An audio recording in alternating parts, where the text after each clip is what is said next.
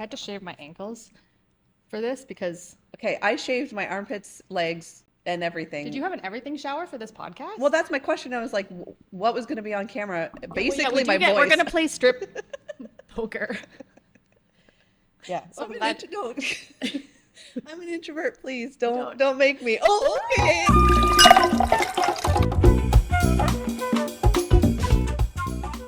Hi, everyone. Welcome back to the Lemonade Empire podcast. I'm your host, Elizabeth Suni, and I am so excited for today's guest because she is someone who has literally grown up inside the entrepreneurial world.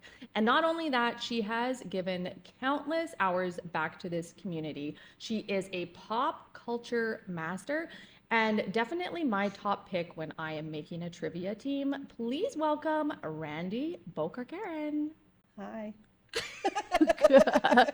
What an intro. That was perfect. It was literally nailed it. I was just like holding my breath. Don't screw this up, Randy. Don't screw it up. Hi. Randy, you are obviously one of my good friends. We are going to struggle through this episode because we are going to go off on so many side tangents. Yes. But the reason why I am super excited to have you here today is because you are someone that I consider to be one of the most knowledgeable, pragmatic, entrepreneurial people within my circus and my circle. Yeah. And you're someone that I go to when I need just really down to earth advice from someone who's been doing this a while, actually knows what they're doing, and can give me the advice maybe I don't want to hear, but that I need to hear. Yes. I think. Yes. Sure. I'm agreeing to this. That's who you are to me. Yes. Yes. And that, yes. But I also feel like if we were to look at our like expanded network, the people that don't know you well, many of them wouldn't even know what you do or that you are involved in a multi-generation family business. They would know you as the blonde who drives around in the powder blue Bronco. Yeah, and that was a misstep on my part. Famously a misstep getting the powder blue Bronco, but you have been involved in business at some capacity pretty much your whole life, and I know that there are multiple businesses involved within your family. Can you just tell us all, because quite frankly, I don't really understand it myself, the businesses you currently have your hand in? Okay. So we have a manufacturing business, and that is where I spend 40 hours a week, but it's located on our family farm. So our family farm is the reason that we ended up in Chatham-Kent. It's what kind of started this journey. My dad is the second generation farmer on the farm, but our manufacturing physically is located on the family farm. And so I do most of my work in the manufacturing, but by the nature of farming, sometimes I support that in little ways, moving equipment around, helping in the fields if necessary, running things out to the fields during like planting and harvest and stuff like that. But really the majority of the work is manufacturing. It's just the nature of farming that sometimes it overlaps. Sure. And manufacturing, I have known you for 3 years, and if you asked me what you manufactured, I would say parts and things. Yes. So maybe Bibs and bobs or something. Bibs and bobs, trinkets, like what's the Little Mermaid song? Oozits and whatsits? Yeah. Galore? Yeah. Yeah. I feel like that's really, I've got plenty. Yeah. What exactly do you manufacture at Bokor Manufacturing? Okay. So they are my dad's designs, his products that he started in the 90s.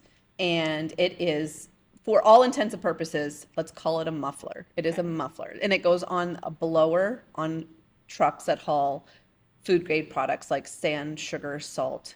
I know you're all going to be surprised to hear this. I doubt our customers are listening to this. Right. Yes. So if you want to know where you can find more about these blowers, I don't know. Yeah. That's not the point of the podcast.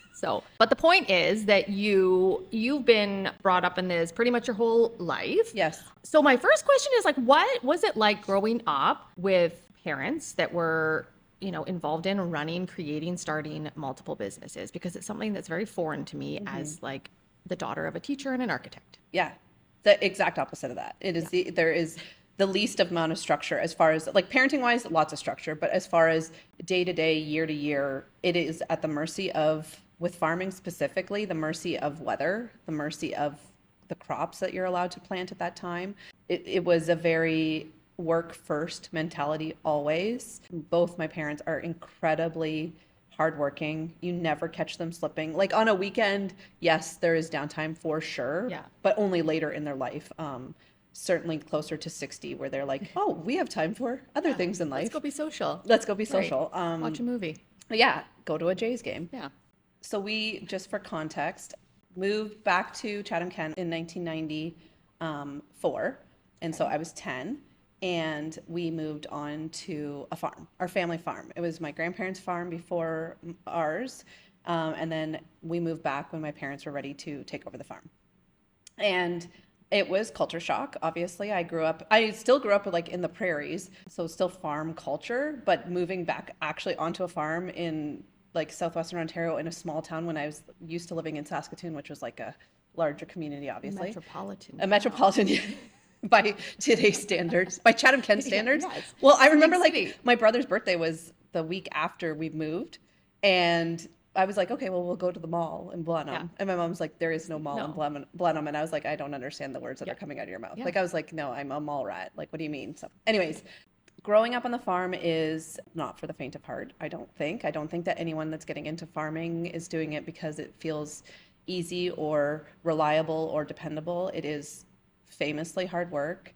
And it was truly, when they say a family business, it was a family business because I lived in it every day. We don't leave it at the door at 5 o'clock when you come home. Well, your dad doesn't come home at 5 o'clock. You know, there's some days where they farm all night long because the conditions are good or the weather allows for it. The winter side hustle for my dad was a manufacturing business. And so he had brought that with him from Saskatchewan. And because the farm allowed for us to have a shop and a space for that, I was very aware of the ebbs and flows of what was going on.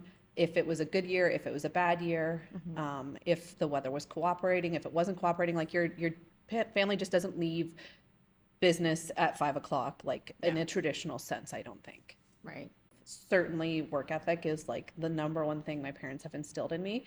But also just recognize immediately how hard it is to be an entrepreneur. Right. And how it is to grow something that's meaningful, that will last, that you could possibly have a second generation take over. Now, do you feel like that is something that you did acknowledge and observe? Like when you were growing up, did you have an appreciation for that? No, I actually think I had a resentment for it, truly. Okay. Like a little bit of like, I just want to go on a summer vacation. Right. And I just want to have freedom that when I have this event, I want my dad to be able to go just because the weather is finally fit and he can go plant the corn. Like I recognized that right away, that sacrifices were being made in order for work to happen. And because the manufacturing was a partner, like a side, I don't want to call it a side hustle because it was a full blown business, but let's call it a side hustle for all intents and purposes. It was after hours. Like, okay, come in, have supper as a family, always as a family. We had lots of time together. Like I have fantastic parents, but in order to be fantastic parents and good entrepreneurs, it requires sacrifices. And so maybe at 6:30 after you're done supper, you're out at the shop welding. Yeah. Lots of times that was the case. Yeah, and I think that's what's interesting in speaking to a lot of moms who are business owners that I'm connected with, is a lot of people do it so they can have more time. I know. And yes, there's flexibility, and Flexibility that's for sure. the reason why I do what I do. But you can't work part-time at a business while also growing something that's going to have that longevity and, you know, have the potential to be a multi-generational business. So I think that's like a misconception that I see a lot, is that, well, I'm doing this so I can be home more or with my kids more. Yeah. And I personally don't think the two can happen at the same time. And without like dissecting how my parents did things, because it's their story to tell, not mine, but they had support. My mom did bookkeeping. She's the first at the door if field work needed to be done, but also was quote unquote a stay-at-home mom because the family business was at home. And so she was available. She did not work outside of the farm, I guess. But that was still a full 40 hours every single week supporting that life. So I didn't see any type of extra time from my parents. Like, in fact, that to me stresses me out the most when I hear people being like, oh, I'll have more time. I'm like, I don't know how. I mean, I just don't know how. It also makes me laugh when people are like, oh, do you want to do something? And I'm like, well, I don't have the time off. And the joke is always like, oh, don't What's you your know the business? boss? Yeah. Don't you know the boss? So it's like, It's like, but the business still has to run. yeah, I was And just like, who is going to, like, he's a 65-year-old man. I want him to be able to take some time and not me be dicking around. yeah. And it's like, I just had this conversation because we're looking ahead to our summer plans. And it's like, there's a couple trips on the table and will I go to all of them? And it's I don't get vacation time. Yeah. It's, I either have to make the choice to do less work or do the same amount of work and cram it into evenings and weekends Right. leading up to or following the vacation. But it's not Yeah. the same thing. You're It's not just doing clocking out and Yeah. You're not doing part-time work and achieving full-time accomplishments. Right. Like you're doing full-time hours and you're just like squeezing it in or sacrificing one or the other. right. Or you make the choice that you're going to run a business, be home with your kids, but that be okay with that it's never going to be maybe as big or Right. as Right. And both of the things that I've grown up in are so tangible as far as a business. It is farming, which needs to be planted, grown, harvested. It is manufacturing, which needs to be built, shipped. It is not after hours paperwork. Like it's not fitted in the extra hours. It's you're there with the staff. You're making sure people are safe and taken care of. You're making sure that everyone has the right raw materials and the right resources so that we can do this. Because like that's the part that you are offering as the person managing the business, right? So I don't have the luxury, the type of work that I do, which is because it's not like a service job. I don't just like fit it in. It's during the hours when the other employees are there. It's what makes the business function. Yeah. Well, manufacturing is like famously a factory line. Like I'm a part of that factory line. I have to contribute to it, right? Yeah. So as someone who has grown up observing really successful business owners, can you think of or pinpoint a couple key attributes that you've witnessed that have helped them do what they've been able to do? Yeah, I mean, the thing to me that stands out always is they can outwork the problem. Like the weather is changing. Guess what? We're going to put in longer hours. And unfortunately, that might mean that what we were going to do that weekend is canceled. Yeah. They will be the first one there we're the first one there every single morning at the manufacturing. Like the expectation is that we're there every single day. And I am very clear with employees and partners, hey, I'm out of the office today for whatever reason, but I don't treat it casual. I don't just like pop in and pop out. We never have treated any of the businesses that way. Yeah. We work, right? So I think that's to me the like difference maker with almost anything. You get into a corner, you get into a bind, the work ethic will like almost always pull you out of it. Yeah. And I see that missing a lot from kind of the new age business community, where it's like going into business to do less work. And I'm a big proponent of like, you have to be willing to work harder than anybody else. Not to say you have to work yourself into the grave or burn out, but work is maybe feels like a bad word, but like certainly it is a reflection of how much you care. right. And I pride myself on having good work ethic, and I pride myself on knowing the people I know that have amazing work ethic. Most of the people I happen to orbit are like the hardest workers, right? Yeah. But I think the other common denominator is that they care the most, right? And it feels like work for sure. There's no way to diminish like field work. Like you just can't. Yeah. That is work is work is work. But it's because they care. Yeah, it's an interesting point because if I think back to the clothing business that I had, and I would say for the first however many years I was running that, super passionate. And then when the business took a tank, I knew that to recover and get back to where I wanted it to be, it was going to take a ton of work and grit. And I also am someone that I consider myself to have a very strong work ethic. But in that moment, it was like, okay, it's work, but do I want to do it? Well, that's it. And Do that you was care? the decision. It was like, okay, I acknowledge that this is going to take a great deal of grit and determination. And my heart wasn't in it anymore. Yeah. That was the decision I made the time I decided to sell the business. Yeah, it's one thing to work, as you said, but it's the passion behind it that makes it worthwhile and makes you get up in the morning and fight the good fight. Fight the good fight. If you are already thinking small business is for me, working for myself is for me, then I think you have to be self-aware enough to be like, what are my pitfalls? What are my capabilities? So what do you mean by that? I mean that I know I'm somebody who, if I really try hard enough, I can like figure something out. Yeah. I can get the basics of something. Sure. For example, we bought a CNC router table. Yeah. And I have no knowledge of CNC programming. For 99.9% of the population that also has no knowledge of yeah. CNC rotor table, can you explain to the audience what that is? It is a glorified Cricut. Like large that cuts metal? Yes, it cuts metal. Okay. It is got bits, so like not and the bobs. funny bits and bobs. An actual physical bit that cuts metal. Okay. So no concept of this. Never Howard's done finding this really exciting. riveting. Yeah. Do you want to know more about Router router table? tables?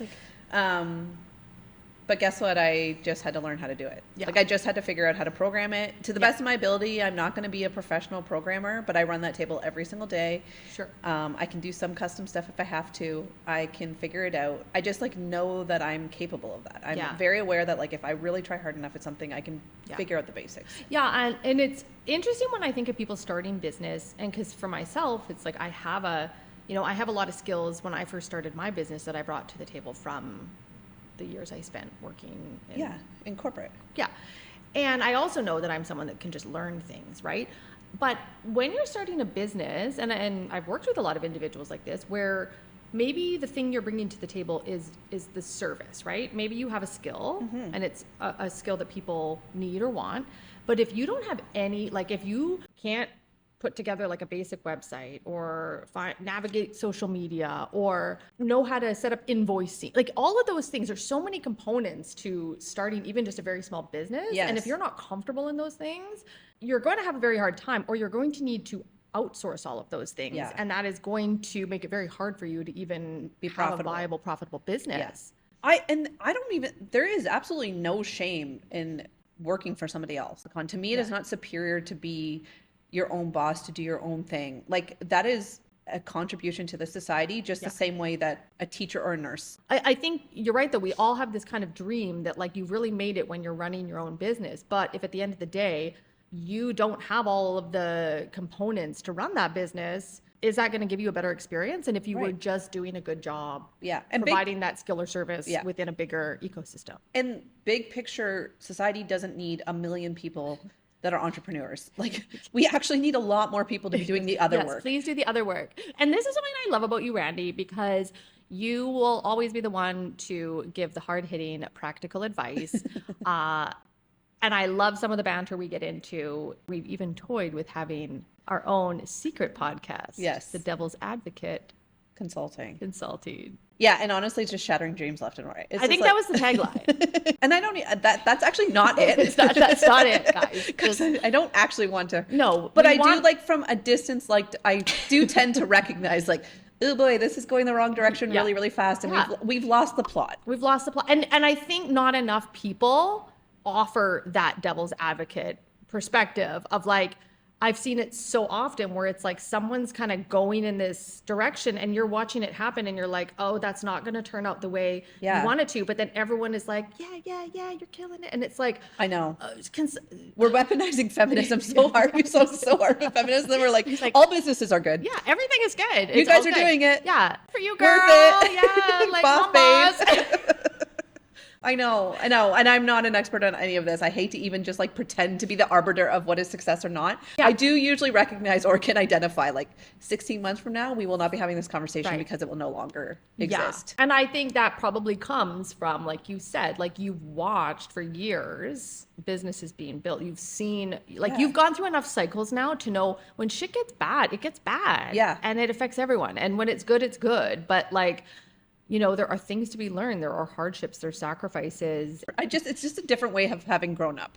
It's hard to be whimsical with farming.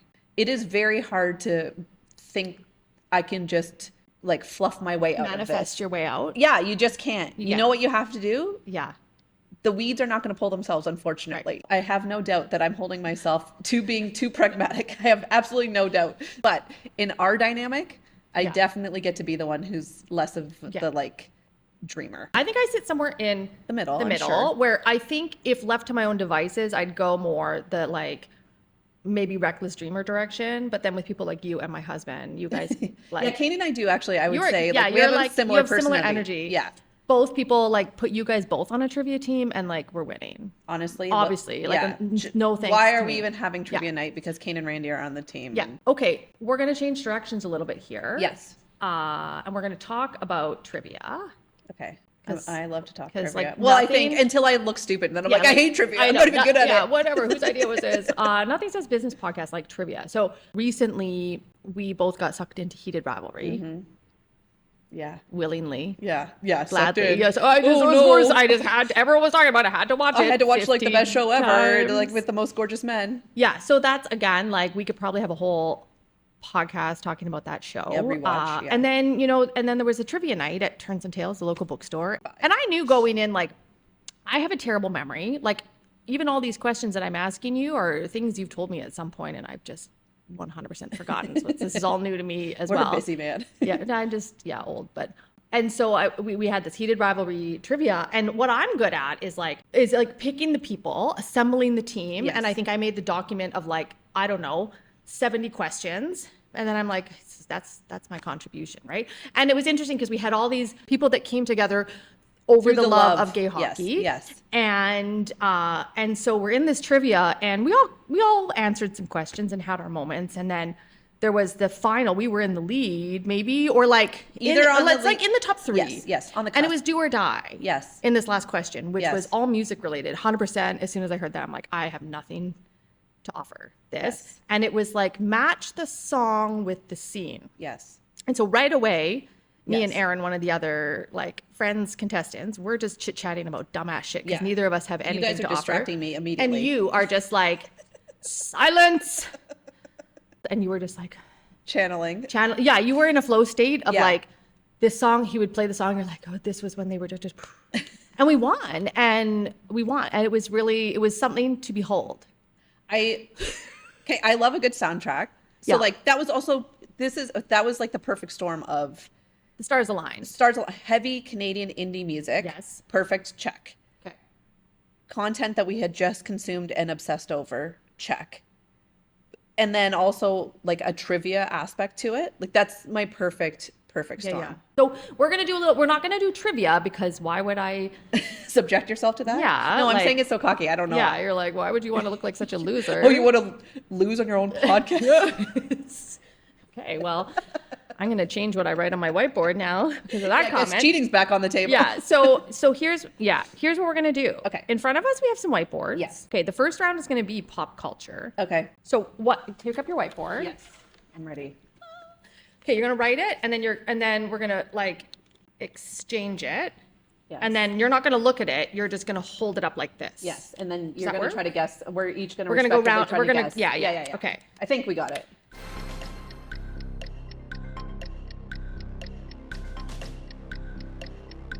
Okay, so now I gotta like whittle it down. So it's like 20 questions, but probably in your case 85. Perfect. This will be good content. I have no doubt. Riveting. Am I an actor or actress? Yes. Okay, that seems. I mean, you could have narrowed it down, but yes, you are. You're an actor. I'll give you that. Okay. Am I an actor? Yes. Male. Yes. I guess that's 2. Okay. Yeah. Okay, now I get 3. No, I'm just joking. No, go. Am I predominantly in TV or movie? TV. I mean, sorry. Fuck. This is your clue. I don't know enough about movie. Okay. Do I have anything to do with heated rivalry? No. Oh, okay. No. So that was a good question. You narrowed down two actors. Yeah. Okay. But I probably don't even remember their names. Okay. Has this person been a lead in any of the last like 5 years of movies? No. Okay. Wow. I mean, I don't think. Okay. So that rules out. Oh boy. Most people. Okay. Is my person in movies? Yes. And TV or just movies? Started in TV, but now famously in movies. Oh, okay. Is mine Jacob Elordi? Oh no, my wish. Okay. Is my crush Jacob Elordi? Yes. Okay. Are they in a famous franchise? Yes, they were. Okay. Yes. Is mine Ryan Gosling? No. Oh. No. I feel like going so hard with the guesses so early. I know. This is how my kids play like Guess Who. They're just like, is yours male? Yes. Honestly, you're on a Yours right is track. Tom. You're truly on the On right, the right track. patch. Okay. Yeah, yeah. Well, I mean, whatever. Okay. Would you consider this actor to be like a dad actor? No. Like, so they were more like we were a crush maybe for us. Yeah. Okay. Hello. Okay. Okay. Now I just want to talk about like teen crushes. Yeah. Like I was like, is it Josh Hartnett? Because I want to talk about Josh Well, Hartnett. that's a good one. I was just like thinking about him. Yeah. Yeah. Is that the you're on the aura right track. I'm on? And like Okay. you're in the right like era. Okay. Has mine ever been nominated or received an Oscar? Yes. Oh, okay. Yes. Recently? Yes. Oh. I fucking don't know who's got Oscars. I don't even I know. honestly did not make this too difficult. Truly, like it is Whoa. still a hard, like there's still a million people Okay. it could be, but Okay. Michael B. Jordan? Michael B. I won! You really won. I think I'll give myself one more guess and then look. I think like What were the big franchises when we were Hang kids? Star Wars. oh wait, not like that. Well, No, not as you know big. what? I'm just gonna look him Marvel. up. Yeah, why I'm don't gonna you look make him sure up. your facts are true before I keep guessing? I would say he is one of his earliest roles was in one of my all-time favorite movies that we've talked about briefly in our group chat, but like I know you've seen it and you would know it. Yeah. He's a bad boy. So it's like like crush is like I can fix him. Like that's Yes. that's the energy. Like a little greasy. Yeah, I can fix He him. was Leonardo DiCaprio in the 90s. Like Yeah, but he's like a little greasier and than like that. more bad boy. like Skeet Ulrich. yeah, it is. Yes. What a pull! That's a good one. That was a Oh, good from one. Scream, Yeah. right? So he was, but The Craft. The Craft. Oh yes, The Craft. So he was in The Yes. Craft, then he was in Scream, and then he was yes. in Riverdale. I do. Yes. How do we get us back on track? Yeah. So obviously, over the past 3 years, we've become friends. Yes, But yes. we also share something else in common. I feel like there was a moment where you talked to me about how you've just had a face that would make them think you're a bitch. More, yes, I think so. Is that true? Or I you tell mean, me. that's what You- I've heard. I even like was working in retail, and someone's like, "Oh yeah, you know the girl with the like bitchy face." And I was just, And everyone knew exactly. everyone's like, "Oh really?" yeah, I was like, right. "This is what I'll say. Okay. What is happening on my face when I'm not actively smiling for a photo or looking in a mirror is literally none of Not my your problem. business." Okay. Baby, that's genetics. Yeah. So, but it's this interesting thing because no one's ever said it directly to my face, but I've heard now multiple times from like, you know, a friend of a friend or Yes. whatever that I'm like unapproachable or I don't have time for people, yada yada. Yes, I'm sure and it's the same general aura. general energy, Yes, right? yes, but yes. like the reality is, it's not that Yes. I'm unapproachable. It's that I'm like, I would probably wherever I am that you're seeing me, if it's a networking event, I'd probably rather be in the bathroom, Yes. hiding, Yes. than trying to figure out how I'm going to make small talk. No, with you and I somebody. both have this Yeah. in common. I'm so wildly introverted. Like my preferred place to be is alone in my house with 2 screens, a book, and my dog. Yeah. And maybe And my a cat. Diet Coke. A Diet Coke, yeah. Yeah. Yes, yes. Maybe your husband sometimes. My husband for sure, but he's usually busy being his own introvert in the shed. When You're an like- introvert marries it's an like introvert. When like toddlers parallel play. Yeah. So like when you are seeing me out, my inability to say hello is because I'm paralyzed in fear. Yeah.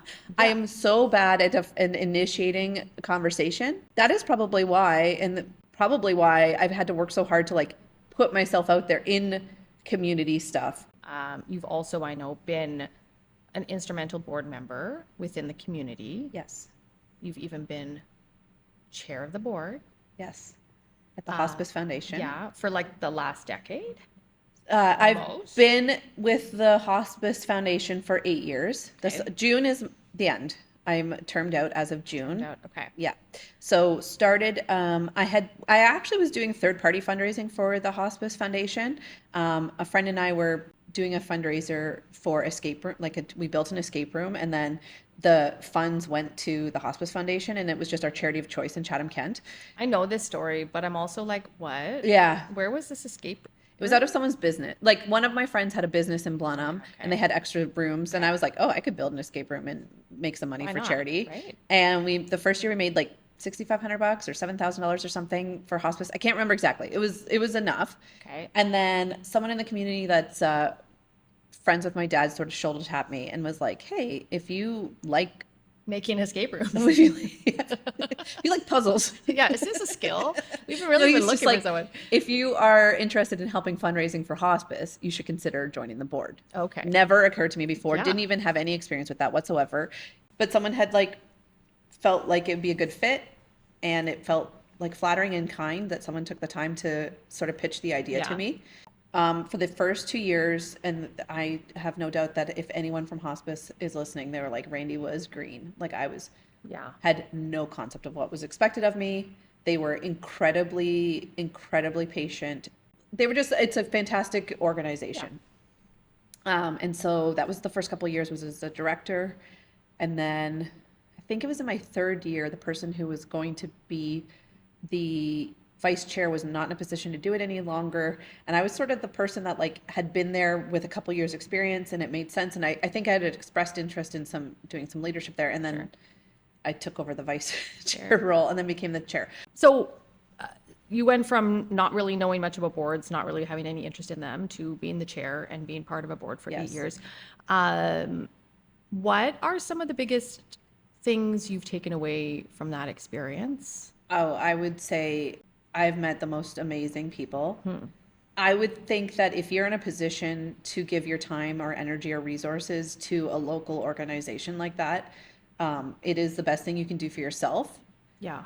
Especially if you're in the world of small business and entrepreneurship, like go meet new people, go find people who are expertise outside of your little orbit. Yeah. Again, being on a farm and in manufacturing, it's a really isolating place. So I got to meet all kinds of people. I felt that because I've grown up in Chatham-Kent, or at least since I was 10, that I felt like I knew a lot of people. Yeah. I knew a lot of great people. And then I went to this organization and I was like, oh, every single person is a brand new to me or nearly brand new to me. And they're exceptional geniuses. And I want to be around them all the time. They're all smart and funny and kind and so generous. Like you don't get to that level usually unless your thing that you care about is making sure that Chatham-Kent is like the best version of itself. Yeah. And so I think a lot of people think about the giving side of it, right? Obviously it is, it's a lot of time. You're giving your expertise, you're giving back, but you're getting a lot as well. A lot of connections, learnings, networks. And usually those boards are built to be diverse in who is there, like different perspectives. And so I can't think of something that's more valuable for somebody than to get in a room with like a finance expertise or someone who's spent their whole life consulting for this or that, right? Like, and you just are going to meet people outside of your maybe age or general demographic. Well, and I think it's so easy as an entrepreneur, and at least in my experience, to get kind of stuck in the same bubble. Yes. Where you kind of find people that are similar to you, maybe running similar businesses, similar thoughts, similar like kind of stage in the road, and then that becomes your world. Yes. And you start to think that that's all there is. Yes. Right. And then I think what I'm hearing, you get out of the hospice is like, oh, that's like just a tiny bubble in this, like, in this world. And like, and there are people that I've been working with in that group that have done this for multiple organizations for years and years and years. And they've offered this to I don't even want to act like I'm the expert on any of this, but what I do know for sure is that if you want to meet impressive people and you get to help this community, there are endless amount of organizations that could use volunteers. yeah. And I can't think of a better way to spend, if you have the extra time to do it, to spend it giving back to the community, but also selfishly meeting some fantastic people. Yeah. So in that experience, earlier we talked about some of the things you've observed, just with your parents and their business. So now that you've had access to all of these people through hospice, different types of industries, diverse entrepreneurs, professionals, what are some traits that you maybe pulled out of that? I would definitely say that most of the people that I've, like, if I could just as a group, confident, right, really confident in their own work, really confident in the work that they can offer the community. They care about they're all the hardest working people in the room. For themselves and for their own business, but also for everybody else. It's sort of the same stuff It's the same stuff. It's just like leveled up. Yeah. And I think it's also like, they're not necessarily, because I think about it's interesting because like I'm over here in this world of like the common, people that are very outward with their business and their success. And then you go to work and you go to your hospice meetings, and there are a lot of people that they're not posting about what they're doing. They're not sharing their life. They're just head down working. Yeah. I would say I grew up on a road where every house was a small business. Like farming, every single farmer is a small business owner. So it isn't glorified or sexy. It is just the way of life. Way of life, yeah. And so guess what? They get up every single day and they work and then they have to pay their bills and they have to figure out how to make a living. And I just think that like it's really easy to get caught up in the thrill of it, but ultimately it's just you need to do the work. Yeah. Like, where did this appreciation, dedication to corporate citizenry come from? I mean, even as an individual, I was always, as soon as I moved back to Chatham-Kent, I don't really know where it came from, but as soon as I came back from Chatham-Kent, I immediately recognized, I was like, oh, I'm going to do my best to make this community the best version of itself. Like that was a commitment I made myself when I moved home. I don't know why. It just like felt like necessary for my own personal growth. Like it just was ingrained in me. Like, if I'm going to live here, it needs to be the best place. Yeah. Well, or I just like, I can't be outspoken and angry about the things that it's lacking and then not do anything about it. Again, when I was growing up, I recognized immediately, I'm not going to be a physicist. I'm not going to be a doctor, but I do have like social capital. Like I know how to be a leader. Like I'm not afraid to be like, this is our plan and we're doing it. And if it fails, it fails. If it doesn't, like that has never been a problem for me. I'm not afraid to take charge. And that like lends itself to getting involved in stuff like this. And so I don't know. I think that's just what it was. I also really recognize like I aligned more with like social issues always from a young kid. Like I remember distinctly being like, this person has had been dealt a really tough hand. Okay. And maybe the system that they're working within is not the most equitable. And I'm going to work to make things better for people. Okay. And I didn't choose to do that in a career. So my way of like getting to be involved, and that's not like the work of necessarily just like a board, but like in general community, being involved in the community was that. Let's talk about what's next for Randi. One day I would like to be in a position where I can own the business. Yeah. But that is not like a foregone conclusion. I would like to ultimately be on that physically for the rest of my life, be on that farm, if that's possible. Because that is my most sacred place. It's where my husband and I got married. It's the only place you've ever been invited to. Yeah. I've not even been, I don't even think my Randi actual has a real house. house. I've only been to the farm and the cottage on the farm. I love my house, times. but I love the space that the farm gives me. Yeah.